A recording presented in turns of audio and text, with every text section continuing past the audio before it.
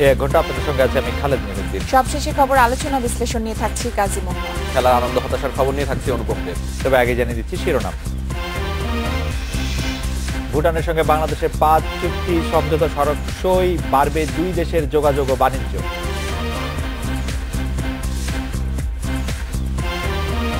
হেফাজত প্রশ্নে সরকারের দ্বৈত নীতির অভিযোগ ফখরুলের, রাজনৈতিক ঐক্যের সম্ভাবনা নাকচ ইনুর। আইসিসির প্রশাসনিক কাঠামোয় ভারতের সঙ্গে বাংলাদেশ রাজস্ব বন্টন মডেলে ছাড় দেবে না বিসিবি।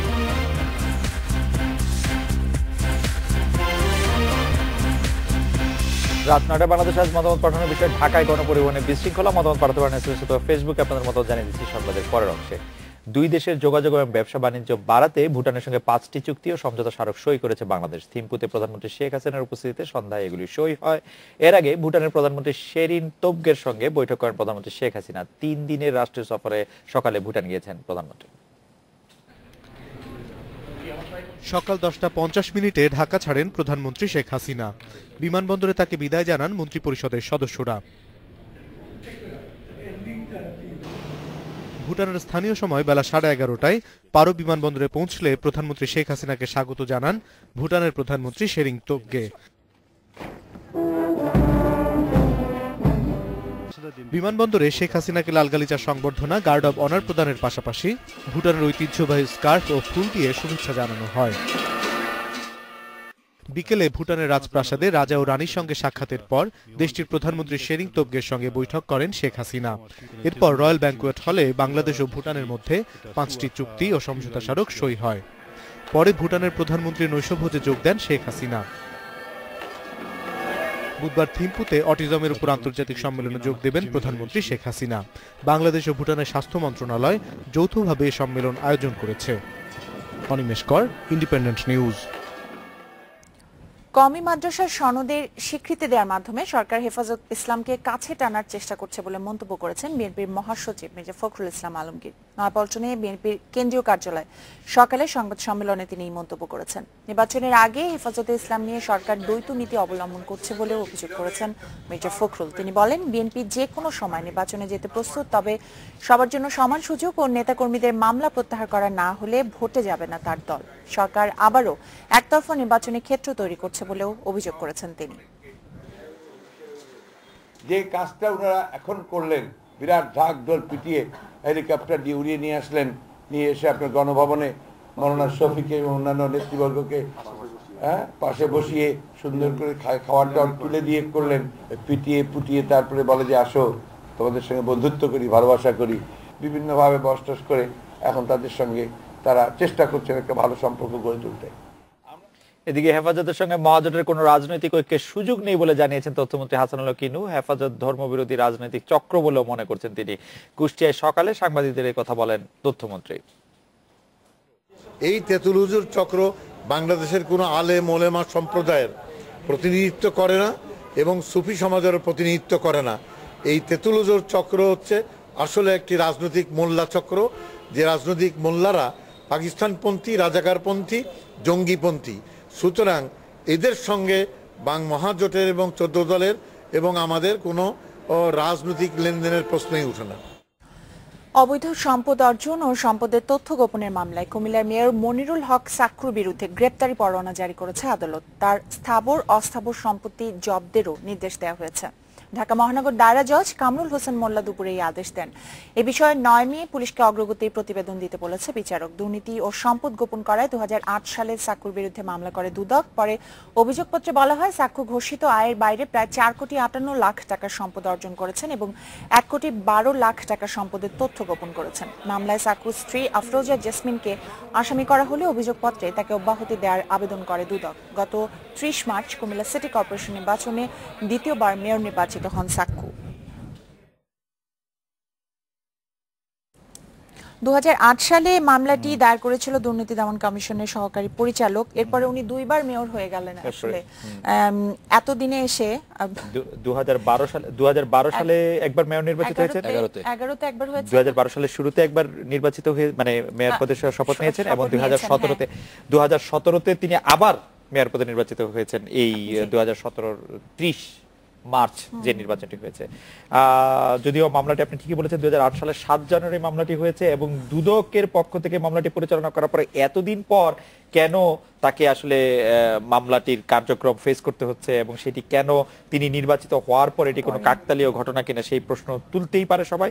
এবং পাশাপাশি অন্যান্য মেয়রদের যে অবস্থা হয়েছে গাজীপুরে, তারপরে রাজশাহী, সিলেটে এই অবস্থা হয়েছে। আমি যখন কুমিল্লা গিয়েছিলাম এই নির্বাচনের আগে, তখন কিন্তু কুমিল্লার লোকেরা আমাকে স্পষ্ট বলেছেন যে মেয়র সাক্কু যদি আবার মেয়র নির্বাচিত হন তাকে জেলে যেতে হবে।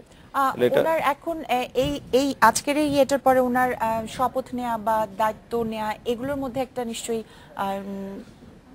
বাধা চলে আসবে। আমার মনে হয় যে বাধা নিশ্চয়ই চলে আসবে, বাধা তিনি পার হয়েও যাবেন। এটার একটি সেট ফর্মুলা আছে যে বিচার আদালত তার বিরুদ্ধে গ্রেপ্তারি পরোয়ানা দিবেন, হয়তো তাকে গ্রেপ্তারও করতে বলবেন, হয়তো তাকে অযোগ্য করা হবে, তিনি হাইকোর্টে যাবেন, সব কার্যক্রম স্থগিত থাকবে এবং তিনি তার কার্যক্রম আবার করবেন। আরো একটি ফুলের মালা এবং অনেক এটা সেট একটা ফর্মুলা দাঁড়িয়ে গিয়েছে যে আসলে স্থানীয় সরকার প্রশাসনের সাথে সরকারের আচরণ কিরকম হবে।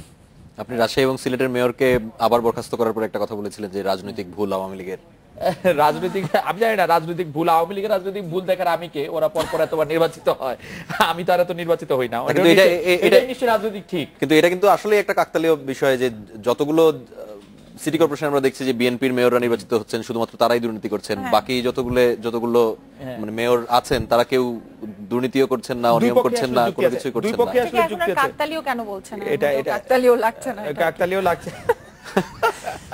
আসলে কাকতালীয় বলা মুশকিল। যাই হোক, চট্টগ্রামে আউটার স্টেডিয়ামে সুইমিং পুল নির্মাণে ছাত্রলীগের প্রতিবাদ এবং ঘেরাও কর্মসূচিতে সংঘর্ষে 2 পুলিশ ও 10 জন আহত হয়েছেন। পুলিশের অভিযোগ বিকেলে বাধা উপেক্ষা করে সুইমিং পুলের বেষ্টনী ভাঙচুর করে ছাত্রলীগ কর্মীরা। তবে ছাত্রলীগ নেতাদের দাবি বিনা উস্কানিতে পুলিশ তাদের উপর হামলা করেছে। চট্টগ্রামের এম এ আজিজ স্টেডিয়ামের বাইরের মাঠে সুইমিং পুল নির্মাণে বেশ কিছুদিন ধরেই বিরোধিতা করে আসছে চট্টগ্রাম মহানগর ছাত্রলীগ। শহরের অন্যতম এই খেলার মাঠে এ ধরনের স্থাপনা শিশু কিশোরদের জন্য অপ্রয়োজনীয় বলে আসছে তারা। সুইমিং পুলের নির্মাণ কাজ বন্ধে 48 ঘন্টার সময়সীমা বেঁধে দিয়ে রোববার জেলা প্রশাসকের কাছে স্মারকলিপি দেয় ছাত্রলীগ। সুইমিং পুলের বিরুদ্ধে আমাদের কোনো অবস্থান নেই, তবে এই মাঠে সুইমিং পুলের বিরুদ্ধে আমাদের অবস্থান আছে। আমরা এই মাঠে সুইমিং পুল চাই না। সুইমিং পুল কিন্তু ক্রীড়া সংস্থার সাথে আমরা একমত, সুইমিং পুলের প্রয়োজন আছে, এটা আমরা জানি, কিন্তু এই মাঠে না। পুলিশ জানায় মঙ্গলবার দুপুরে আউটার স্টেডিয়াম এলাকায় জড়ো হয় ছাত্রলীগ নেতাকর্মীরা। তাদের বাধায় রাস্তায় বসে বিক্ষোভ শুরু করে। এক পর্যায়ে উত্তেজিত হয়ে নির্মাণস্থলের বেষ্টনী ভাঙচুর করে। বাধা পেয়ে পুলিশকে লক্ষ্য করে ইটপাটকেল ছোড়ে ছাত্রলীগ কর্মীরা। পরিস্থিতি নিয়ন্ত্রণে টিয়ার সেল ও রাবার বুলেট ছোড়ে পুলিশ। পরে ছাত্রলীগ কর্মীরা কাজীর দেউড়ি সড়কে টায়ার জ্বালিয়ে বিক্ষোভ শুরু করলে সংঘর্ষে আহত হন কোতোয়ালি থানার এসআই শহীদুর রহমান ও কনস্টেবল টিকলু। সন্ত্রাসী কার্যকলাপ করে ওখানে পুলিশের উপর চড়াও হয়েছে এবং হঠাৎ করে সে পুলিশের উপর চড়াও হয়ে এখানে ভাঙচুর করার চেষ্টা করছে। পরবর্তীতে আমরা লাঠি চার্জ করছি, আমাদের লোক আহত আছে এবং পরবর্তীতে তাদেরকে আমি লাঠি চার্জ করে এখান থেকে তাদেরকে তাড়াই দিচ্ছি। পুলিশ জানায় মহানগর ছাত্রলীগের সভাপতি ও সাধারণ সম্পাদক ঘেরাও কর্মসূচিতে নেতৃত্ব দেন। ভাঙচুর করা হয় অন্তত 30টি গাড়ি। Independent news desk. কিশোরগঞ্জের মোহাম্মদ মুসলিম প্রধান ও সৈয়দ হুসাইনের বিরুদ্ধে মানবতা বিরোধী অপরাধের মামলার রায় ঘোষণাকাল। বিচারপতি মোহাম্মদ আনোয়ারুল হকের নেতৃত্বে আন্তর্জাতিক অপরাধ ট্রাইব্যুনাল সকালে রায় দিন ধার্য করেছে। মুসলিম প্রধান কারাগারে থাকলেও আরেক আসামি সৈয়দ হুসেন পলাতক। 2016 সালের 9 মে সৈয়দ হুসেন ও মোহাম্মদ মুসলিম প্রধানের বিরুদ্ধে অভিযোগ গঠনের মাধ্যমে বিচার শুরু হয়। এই দুজনের বিরুদ্ধে 71 হত্যা, গণহত্যা, অগ্নিসংযোগ সহ মানবতা বিরোধী অপরাধের 6টি অভিযোগ আনা হয়েছে।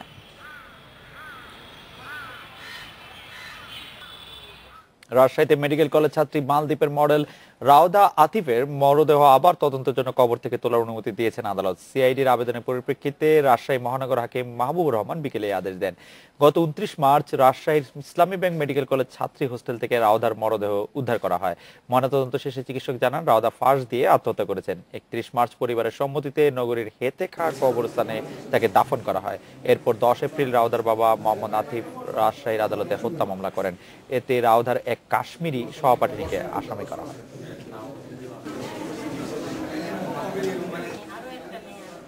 এবার একটি বিরতি নিচ্ছি।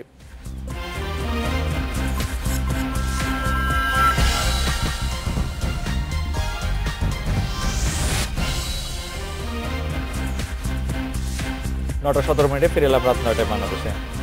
ঢাকায় বাস মালিক শ্রমিকরা স্বেচ্ছাচার চালাচ্ছেন বলে অভিযোগ যাত্রীদের। সিটিং সার্ভিস বন্ধের পর গত 3 দিনে চরমে পৌঁছেছে মানুষের ভোগান্তি। খোদ সড়কমন্ত্রী ওবায়দুল কাদের স্বীকার করেছেন অসহায়ত্ব।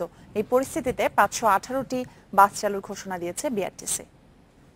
সাথে পুরুষদের সাথে ধাক্কা দিয়ে উঠতে পারি না, আমার খুব সমস্যা হয়। লোকালে যাচ্ছি, কোনো সিকিউরিটি নাই এবং খুবই এতটাই হচ্ছে ওরা পপুলেটেড যে গাড়িতে পাওয়া যাচ্ছে না। কেউ কেউ জোর করে কম দিচ্ছে, মানে ঝগড়াও করছে আর কি। এরা বলতেছে মালিকেরা মানে নাই। লোকাল হোক আর যাই হোক, কিন্তু ভাড়া আমরা সিটিং গাড়ি ভাড়া দিতে হচ্ছে, ঠিক আছে? এটা জনগণের একটা ভোগান্তি। যাচ্ছি কষ্ট করে, কিন্তু ভাড়া নিচ্ছে বেশি। সরকার এবং এইসব কোম্পানিগুলোর সাথে যোগসাজশে এগুলো করা হচ্ছে। এটা ব্যক্তিগত, সরকারের জনগণের স্বার্থে কিছু দেখছে না। সিটিং সার্ভিস বন্ধ করার কুফল ভোগ করছে নগরবাসী। সড়ক মন্ত্রী, বিআরটি ও মালিক সমিতি মাঠে থেকেও কোনো লাভ হয়নি। সরকার, সিটি কর্পোরেশন নগর পরিবহনের শৃঙ্খলা ফেরাতে চাইলেও দৃশ্যপটে পরিবর্তন নেই। কি কারণে, কেন এই অবস্থা, তার জবাব দিলেন সড়ক মন্ত্রী। কেউ নানা অজুহাতে যদি গাড়ি না চালায়, আমরা কি আমাদের দেশের বাস্তবতা কি সেই যে আমরা জোর করে গাড়ি নামাতে পারবো? আর গাড়ির সাথে যারা জড়িত তারা খুব সামান্য মানুষ না, তারা অনেকেই খুব প্রভাবশালী। তবে আশাবাদী বিআরটিএ সংস্থাটির পরিচালক বললেন, মালিক শ্রমিকদের স্বেচ্ছাচারিতা বেশি দিন চলবে না। আমাদের কাছে যখন মনে হবে যে এই কোম্পানি উদ্দেশ্যমূলকভাবে আপনার ঢাকা শহরে আপনার যাত্রী পরিবহন সংকট সৃষ্টি করার জন্য তিনি গাড়ি বের করছেন না, আমরা তার বিরুদ্ধে ব্যবস্থা নেব। অনেকের মন্তব্য, ঢাকার পরিবহন ব্যবসার সাথে প্রভাবশালী রাজনীতিবিদরা জড়িত, তাই লোক দেখানো অভিযান কোনো কাজে আসছে না। Masudur Rahman, independent news, Dhaka. খেলাধুলা খবরের জন্য অনুপমের কাছে আছে। অনুপম, আপনি যখন শিরোনাম পড়ছিলেন তখন আমার খুব আগ্রহ হচ্ছিল যে প্রস্তাবিত রাজস্ব বন্টনটি আসলে মডেলটি আসলে কি? মডেলটি বলতে আসলে যখন ভারত কিন্তু অনেকদিন ধরে আপত্তি জানিয়ে আসছিল যে মোটামুটি ধরেন সব রাজস্ব যেটা সমভাবে বন্টনের, ভারত চাচ্ছিল যে যেহেতু ভারত আইসিসির বড় একটা রাজস্ব ভারত থেকে আসে, সেই ক্ষেত্রে আসলে ভারতের ভাগটা বড় ধরনের থাকার দরকার। কিন্তু সেই ক্ষেত্রে আবার বাংলাদেশের মতো ছোটখাটো যে দলগুলো আছে, সেই দলগুলো আবার যেই পরিমাণ রাজস্ব পাওয়ার কথা সেই পরিমাণ রাজস্ব পায় না। তো সেটা নিয়ে আসলে আলোচনা এবং কানাহেচা চলছে। বিগ 3 নিয়ে যদি আমরা বলি, সেই বিগ 3 থেকে বাংলাদেশ বের হয়ে আসতে যাচ্ছে এবং সম্ভবত এখন আমরা খবরে যতটুকু দেখতে পাচ্ছি যে ভারতও সম্ভবত এখন সেটি থেকে বের হয়ে আসতে যাচ্ছে অন্যান্য বিষয়ে বাংলাদেশের সমর্থন নেওয়ার জন্য। সেই খবরগুলো জানিয়ে দিচ্ছি, তবে তার আগে একটা বিরতি নিচ্ছি, ফিরে এসে থাকছে। তামিমের রেকর্ড সেঞ্চুরিতে মোহামেডানের প্রথম জয়, প্রাইম ব্যাংকের ম্যাচ উইনার আলামিন।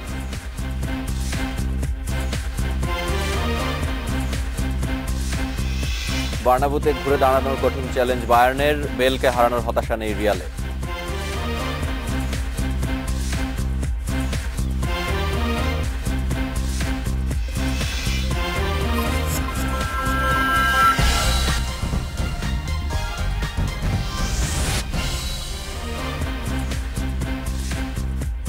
নটা 27 মিনিটে ফিরলাম রাত 9টায় বাংলাদেশে। আইসিসির প্রস্তাবিত প্রশাসনিক কাঠামোয় বিসিসিআই কে পাশে পেয়েছে বিসিবি, কিন্তু রাজস্ব বন্টন মডেলে কোনো ছাড় দেবে না বাংলাদেশ, জানিয়েছেন নাজমুল হাসান পাপন। প্রস্তাবিত রাজস্ব বন্টন মডেল বাস্তবায়ন হলে বিসিবির কোষাগারে আসবে প্রায় 400 কোটি টাকা। ভারত বাংলাদেশ ক্রিকেটীয় সম্পর্ক সখ্যতা দীর্ঘ সময়ে অসময়ে বিসিসিআই কে পাশে পেয়েছে বিসিবি। সবশেষ আইসিসি সভায় প্রস্তাবিত নতুন কাঠামোতে পূর্ণ সদস্য দেশের রেলিগেশন নিয়ে আলোচনা হয়। এছাড়া প্রস্তাবিত দ্বিস্তর কাঠামো নিয়েও কথা হয়েছে। দুই ক্ষেত্রেই বিপক্ষে বিসিবি, বিসিসিআই এর সমর্থন মিলেছে। গত সপ্তাহে নাগপুরে আইসিসি চেয়ারম্যান শশাঙ্ক মনোহরের সঙ্গে দেখা করেছেন বিসিবি প্রধান। তার আগে বিসিসিআই প্রধান নির্বাহী বিনোদ রায়ের সঙ্গে হয়েছে বৈঠক। সেখানে স্থানীয় সংবাদ মাধ্যমে বিসিবি সভাপতি বলেছিলেন, বিসিসিআই শক্তি খর্ব হলে দুর্বল হয়ে পড়বে বাংলাদেশ। ইন্ডিয়া এমন একটা দেশ যেটা নাকি বাংলাদেশ ক্রিকেটকে সবসময় সাপোর্ট করে এসছে। হঠাৎ করে এখন এমন একটা পরিস্থিতি হয়েছে যে ইন্ডিয়ার ক্ষতি হোক, এটা আমরা চাই না। এটা তো আমাদের খেয়াল রাখতে হবে যে ইন্ডিয়া, কারণ আমাদের এই সাবকন্টিনেন্টে ইন্ডিয়া হচ্ছে সবচেয়ে পাওয়ারফুল। আর ইন্ডিয়া যদি উইক হয়ে যায় তাহলে তো আমরাও এক দিক দিয়ে বলতে গেলে আমরাও উইক। যদি এখন তো ইন্ডিয়া আমাদের সাপোর্ট দিলে আমরা পার পেয়ে যাচ্ছি। প্রস্তাবিত রাজস্ব বন্টন মডেল নিয়ে আইসিসিতে পক্ষ বিপক্ষ দাঁড়িয়ে গেছে। আগের রাজস্ব কাঠামোয় লাভের সিংহভাগ যেত বিসিসিআইয়ের পকেটে। নতুন কাঠামোয় বাংলাদেশ, শ্রীলঙ্কা, পাকিস্তানের মতো দেশগুলোর লাভের অঙ্ক বাড়বে। এ জায়গায় বিসিসিআইয়ের পক্ষে নেই বিসিবি, নিচ্ছে শক্ত অবস্থান। মানে আমরা সবসময় ইন্ডিয়াকে সাপোর্ট করে এসেছি, ইন্ডিয়া আমাদেরকে সাপোর্ট করে এসেছে, বাট এই প্রথম একটা জায়গায় এসছে যেখানে সব কিছুতে ইন্ডিয়ার সাথে আছি, ফিনান্সিয়াল মডেল সেটাতে আমরা ইন্ডিয়াকে সাপোর্ট করিনি, কারণ টাকাটা আসবে ইন্ডিয়ার থেকে, সেটা হচ্ছে ইন্ডিয়ার জন্য একটা লস হতে পারে, কিন্তু আমি এভাবে দেখছি না। আমি বাংলাদেশ ক্রিকেট বোর্ডের প্রেসিডেন্ট হিসেবে আমি বাংলাদেশ ক্রিকেট বোর্ডকে রিপ্রেজেন্ট করি। এখন যদি কেউ আমাকে বলে তুমি এই মডেলে যদি তুমি সাপোর্ট দাও তুমি 400 কোটি টাকা বেশি পাবে, আমাকে অবশ্যই করতে হবে দেশের স্বার্থে, দেশের স্বার্থে, দেশের ক্রিকেটের স্বার্থে। 26 এপ্রিল দুবাইয়ে আইসিসি সভা, প্রস্তাবিত প্রশাসনিক কাঠামো ও রাজস্ব মডেল নিয়ে আসবে চূড়ান্ত সিদ্ধান্ত। Saiful Majumdar, independent news, Dhaka. Dhaka premier cricket লিগে তামিম ইকবালের রেকর্ড সেঞ্চুরিতে প্রথম জয় পেয়েছে মোহামেডান। কলাবাগান ক্রীড়াচক্রকে 24 রানে হারিয়েছে সাদা কালোরা। খেলাঘরকে 59 রানে হারিয়ে দ্বিতীয় জয় পেয়েছে prime bank cricket club. Match সেরা আলামিন করেন 106। ভিক্টোরিয়াকে 8 উইকেটে হারিয়েছে গাজী গ্রুপ ক্রিকেটার্স। মোহামেডানের স্কোরবোর্ডে তামিমের 157 ঝলঝল করছিল।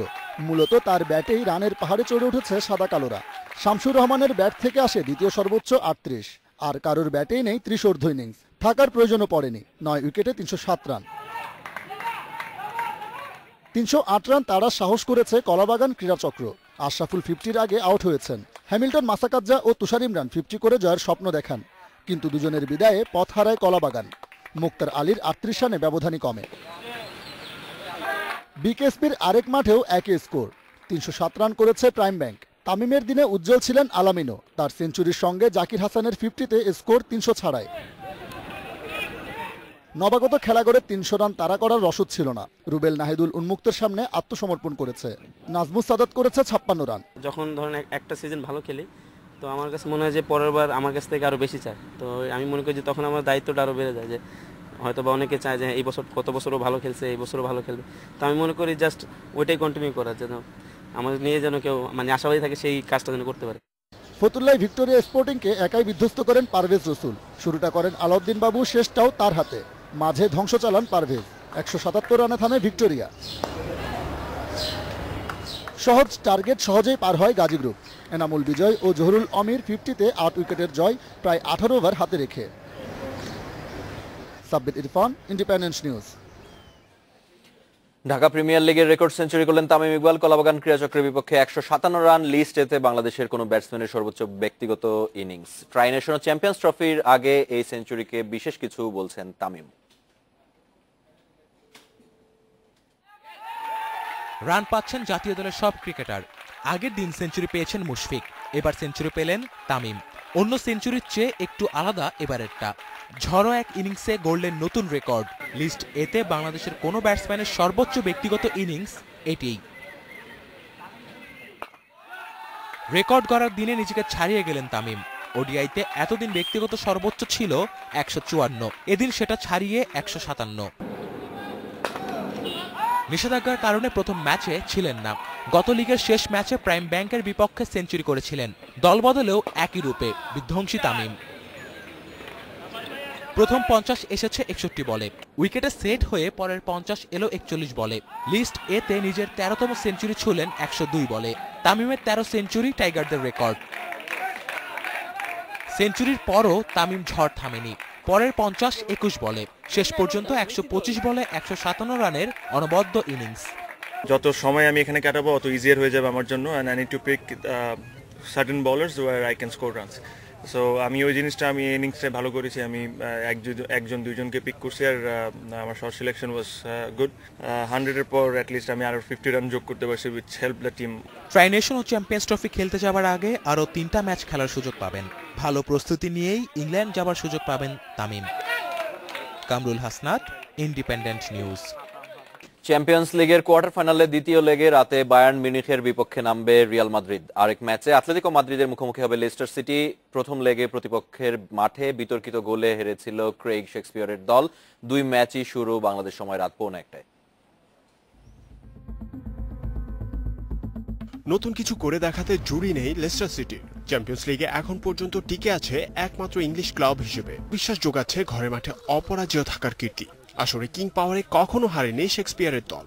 প্রথম লেগের অন্যায্য পেনাল্টির জবাব দিতে মরিয়া ফক্সরা, তবে চোট সমস্যায় পুরো স্বস্তিতে নেই টিম ম্যানেজমেন্ট। শতভাগ ফিট না হলে ওয়েস মর্গানকে খেলাতে চাই না, তবে ও খুব দ্রুতই উন্নতি করছে। আমি আশাবাদী ওকে ফিরে পাওয়ার ব্যাপারে। মাদ্রিদ খুব শক্তিশালী দল, আর আমরা প্রথমবারের মতো কোয়ার্টার ফাইনালে খেলছি। জিততে হলে সেরাটা দিতে হবে। টানা জয় দারুণ আত্মবিশ্বাসী আতলেতি শিবিরও। সবশেষ 3 আসরের 2টিতেই ফাইনাল খেলার অভিজ্ঞতা এগিয়ে রাখছে সিমেওনির শিষ্যদের। লেস্টার প্রতিটি ম্যাচ খুব জোরালোভাবে শুরু করে। জেমি ভার্ডিকে নিয়ে বাড়তি সতর্ক থাকবো। সে খুব পরিশ্রমী একজন খেলোয়াড়, প্রতিটি বলের জন্য লড়াই করে। চেষ্টা করব তাকে খুব বেশি জায়গা না দিতে। সান্তিয়াগো বার্নাব্যুতে চ্যালেঞ্জ সহজ নয় বায়ার্ন মিউনিখের জন্য। অ্যালিয়েন্স এরেনায় 2-1 গোলের হার কঠিন করেছে সমীকরণ। তুলনায় ফুরফুরে মেজাজে অনুশীলন সেরেছে রিয়াল মাদ্রিদ। চোটের কারণে গ্যারেথ বেলকে হারানোর হতাশা আছে, তবে রিজার্ভ বেঞ্চের সামর্থ্যে আস্থা আছে থিঙ্ক ট্যাঙ্কের। Zahir Bhuiyan, independent news. খেলার খবরে এই ছিল। আমার কাছে আরো কিছু খবর জানবো মহু এবং খালেদের কাছ থেকে। অনুভব, আপনাকে ধন্যবাদ। রাজশাহী বিশ্ববিদ্যালয়ের চারুকলা অনুষদে ভাস্কর্য উল্টে রেখে প্রতিবাদ জানিয়েছেন একদল শিক্ষার্থী। গত রাতে কোনো এক সময় ঘটনা ঘটে বলে জানিয়েছেন শিক্ষকেরা। সকালে উল্টে রাখা ভাস্কর্য দেখার পর ক্যাম্পাসে হইচই পড়ে যায়। ঘটনাস্থলে ছুটে যায় বিশ্ববিদ্যালয় প্রশাসন ও পুলিশ। চারুকলা বিভাগের সীমানা প্রাচীর নির্মাণ সহ বিভিন্ন সমস্যা সমাধানের দাবি জানাচ্ছে শিক্ষার্থীরা। বিভাগের পক্ষ থেকে জানানো হয়েছে, ভাস্কর্য উল্টানোর ঘটনায় জড়িত 7 জনকে শনাক্ত করা হয়েছে। তাদের বিষয়ে ব্যবস্থা নেওয়া হবে। এর মধ্য দিয়ে আমাদের দেশের যে সাম্প্রদায়িক শক্তিগুলো আছে তারা মূলত একটা রায় পেয়ে যাবে। তারা আমাদেরকে বলবে যে তোমরা নিজেরাই ঠিক নেই। আমি যে শিল্পকর্মের মর্যাদার জন্য প্রতিবাদ করি, সেই শিল্পকর্মকে অমর্যাদা করে তার মর্যাদা কতটা প্রতিষ্ঠিত করা যায়, সেই জন্য আমার মনে হয়েছে যে এটি যদি তারা এভাবে রাগের ক্ষোভের বহিঃপ্রকাশ করে শিল্পের মর্যাদার স্বার্থে, এটি প্রতিবাদের ভাষা হওয়া উচিত ছিল। নতুন ভ্যাট আইন নিয়ে ক্ষোভ জানিয়েছেন ব্যবসায়ীরা। তারা বলছেন, নতুন আইনের ফলে ক্ষুদ্র ব্যবসায়ীদের টিকে থাকা কঠিন হবে। মঙ্গলবার প্রাক বাজেট আলোচনায় খাদ্যপণ্যের কাঁচামাল ও যন্ত্রপাতি আমদানিতে শুল্ক কমানোর দাবি জানিয়েছেন তারা। আলোচনায় ভ্যাট ও কর আদায়ে এনবিআর এর বিরুদ্ধে হয়রানির অভিযোগও করেছেন ব্যবসায়ীরা। চলতি বছরের জুলাই থেকে কার্যকর হচ্ছে নতুন ভ্যাট আইন, কিন্তু শুরু থেকেই এর বিপক্ষে ব্যবসায়ীরা। তারা বলছেন, এতে ক্ষতিগ্রস্ত হবে ক্ষুদ্র মাঝারি উদ্যোক্তারা। এনবিআর এর সাথে প্রাক বাজেট আলোচনায় নতুন ভ্যাট আইনে ক্ষতিগ্রস্ত হওয়ার আশঙ্কা প্রকাশ করেন ব্যবসায়ীরা। এছাড়া খাদ্যপণ্যের কাঁচামাল আমদানিতে শুল্ক কমানোর কথা বলেন তারা। ট্যাক্স দিতে আমরা অপারগ নই, ট্যাক্স দিব। আমরা 1 টাকা মাল যদি মাল লাভ করে 4 আনা, আপনি 4 আনার মধ্যে 2 আনা নেন, আপত্তি নাই, কিন্তু আমরা বড় পেরেশানির মধ্যে আছি। আমাদের ভ্যাটের পার্সেন্টেজটা যদি 6 বা 7 পর্যায়ে নিয়ে আসা যায়, তাহলে আমাদের স্যার ভ্যাট দেওয়া যেমন সহজ হবে, তেমনি ভাবে কালেকশন এবং রেভিনিউটা আমার ব্যাপকভাবে বাড়বে। স্বর্ণ চোরাচালান কমাতে ভ্যাট ও কর কমানোর দাবি জানিয়েছে জুয়েলারি সমিতি।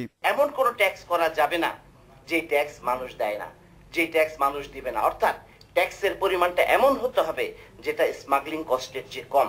স্মাগলিং কস্ট কত সেটা আপনাকে জানতে হবে। সিএনজি সরঞ্জাম করমুক্ত করার দাবি সিএনজি ফিলিং স্টেশন মালিক সমিতির। নিরাপত্তার স্বার্থে, কারণ যদি দেখা যাচ্ছে যে কিট সিলিন্ডার এবং স্টেশনের যে মেশিনারিজ গুলি যদি মূল্য হয়, সেগুলির কারণে কিন্তু বিভিন্ন ধরনের দুর্ঘটনার আশঙ্কা থাকবে। অসাধু কর্মকর্তাদের বিরুদ্ধে ব্যবস্থা নেওয়ার আশ্বাস দেন এনবিআর চেয়ারম্যান।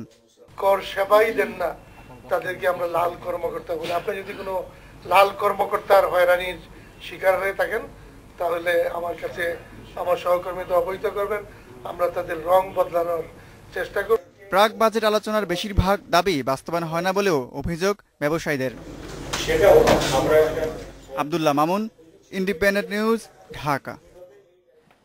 দেশের চামড়া শিল্প ধ্বংসে ষড়যন্ত্র চলছে অভিযোগ করে সজাগ থাকার আহ্বান জানিয়েছেন চামড়া শিল্প রক্ষা ঐক্য পরিষদ। হাজারীবাগে সকালে টেনারি ওয়ার্কার্স ইউনিয়নের সমাবেশে এ আহ্বান জানান সংগঠনের নেতারা। ট্যানারি ব্যবসায়ীদের অভিযোগ, সাভারের চামড়া শিল্প নগরী পুরোপুরি প্রস্তুত না হয় অনিশ্চয়তার মুখে পড়েছে চামড়া শিল্প, তাই বাধ্য হয়ে আন্দোলনে নেমেছেন তারা।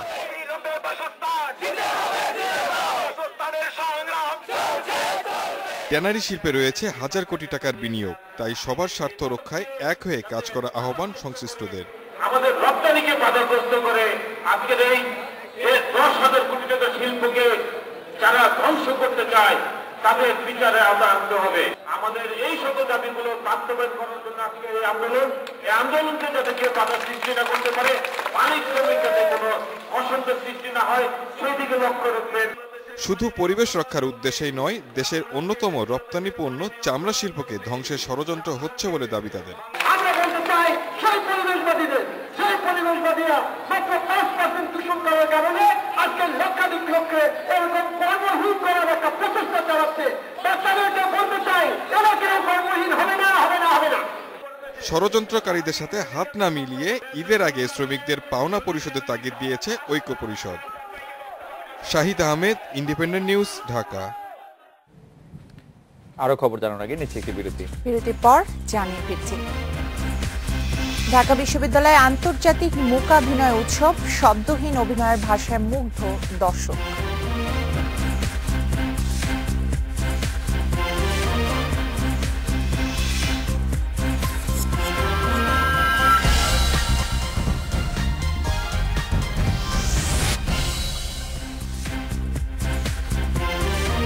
রাত 9:47 আমরা ফিরলাম। ঢাকায় গণপরিবহনে বিশৃঙ্খলার বিষয়ে আপনাদের মতামত জানতে চেয়েছিলাম আমরা। বাবু বলেছেন প্রতিটি রুটে মনিটরিং করলে বিশৃঙ্খলা কিছুটা হলেও কমবে।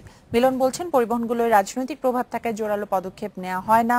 রায়হান বলছেন ফিটনেসবিহীন বাস তুলে নতুন বাস রাস্তায় নামালে বিশৃঙ্খলা কমবে। আর রবিউল বলছেন ঢাকায় প্রাইভেট কার কমিয়ে পাবলিক বাস বাড়াতে হবে। আসলাম বলছেন কর্তৃপক্ষ সততার সঙ্গে ব্যবস্থা নিলে যাত্রীদের হয়রানির শিকার হতে হবে না। জায়েদ বলছেন সিটিং সার্ভিস বন্ধ করে দেওয়ার ফলে নারীদের সমস্যা বেশি হচ্ছে, এই বিষয়ে কর্তৃপক্ষের নজর দেওয়া উচিত। তুহিন বলছেন কর্তৃপক্ষ ভাড়া নির্ধারিত করে দেওয়ার পরও কেন প্রতিদিন যাত্রীদের হয়রানির শিকার হতে হয়। আখি বলছেন যাত্রী এবং বাসের স্টাফ উভয়ে আইন মেনে চললে বিশৃঙ্খলা হওয়ার কথা নয়। প্রমা বলছেন সিটিং সার্ভিস বন্ধের ফলে যাত্রীদের এখন আরো বেশি ভোগান্তিতে পড়তে হচ্ছে। ইসমাইল বলছেন প্রতি রুটে পর্যাপ্ত বাস চালু করলে এবং নির্ধারিত ভাড়ায় বাস চললে বিশৃঙ্খলা হবে না।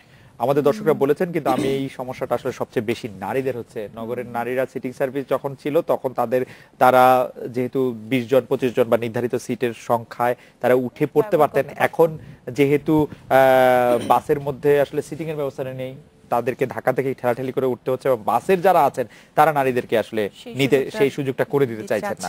যারা এই অফিস আদালত করেছেন তাদের সবাই আসলে খুবই কষ্টে অফিস আদালত করছেন। যাই হোক, আমাদের দর্শকদের ধন্যবাদ দিতে চাই, তারা অনেক মতামত পাঠিয়েছেন আমাদেরকে।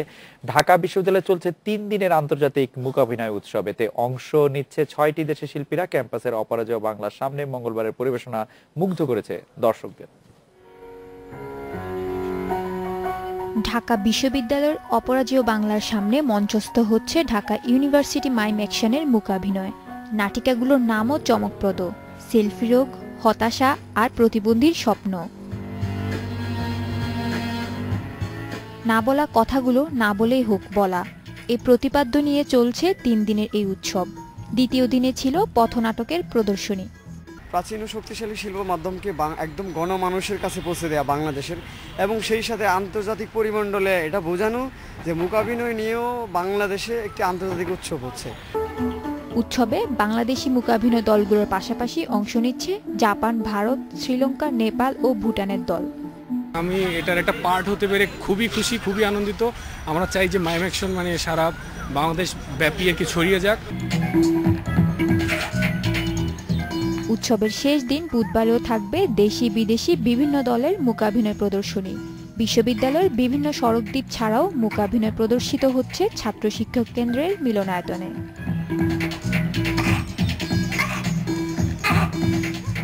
জান্নাতুল ফেরদৌসাকি, ইন্ডিপেন্ডেন্ট নিউজ, ঢাকা। শরণার্থীদের কারণে আবারও প্রাণোচ্ছল হয়ে উঠেছে ইতালির একটি গ্রাম। শরণার্থীরা বদলে দিয়েছে পুরো গ্রামের চিত্র। ইতালির বাইরেও এ ধরনের শরণার্থী প্রকল্প ছড়িয়ে দেওয়ার আশা করছেন সংশ্লিষ্টরা। ইতালির সেন্ট আলেসিওর একটি ছোট্ট গ্রাম ক্যালাব্রিয়ান।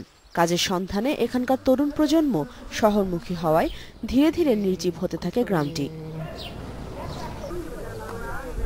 কয়েক বছর আগেও কেবল 330 বাসিন্দার আবাস ছিল এই গ্রাম, যাদের বেশিরভাগই বয়স্ক। তবে এখন পরিস্থিতি বদলাতে শুরু করেছে, আর এর পেছনে ভূমিকা রাখছেন কোথাও জায়গা না পাওয়া শরণার্থীরা।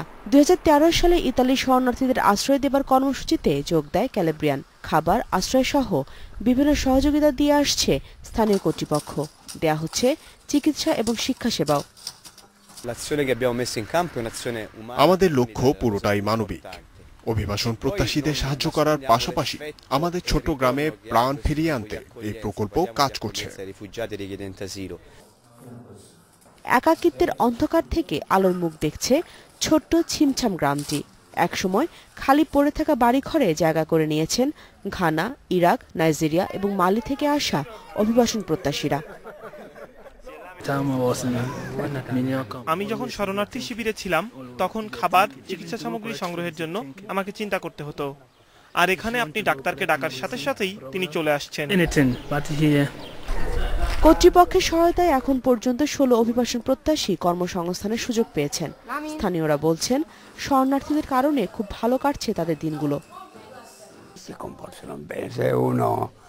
শরণার্থীদের আচরণ অনেক ভালো। আমাদের যদি কোনো কাজে তাদের সহযোগিতার দরকার হয় তারা এগিয়ে আসে। অর্থের বিনিময়ে হলেও তারা বেশ বন্ধুত্বপরায়ণ। শরণার্থীদের প্রত্যেকের জন্য দিনে 45 ইউরো সহযোগিতা ঘোষণা করেছে ইতালি। অভিবাসন প্রত্যাশীদের জন্য খোলার প্রজেক্টে ব্যয় হচ্ছে এই অর্থ। ক্যালাব্রিয়ানের পাশাপাশি আশেপাশের 4টি গ্রামও এই প্রকল্পে উদ্ভূত হয়েছে। Nusrat Jerin, independent news. এই ছিল রাত 9টায় বাংলাদেশ আয়োজন। আজকে রাত 9টায় বাংলাদেশ শেষ করব পাকিস্তানের প্রাচীন শিব মন্দিরের কিছু ছবি দেখিয়ে। তবে তার আগে আমরা বিদায় নিচ্ছি। সবাই ভালো থাকবেন। শুভরাত্রি।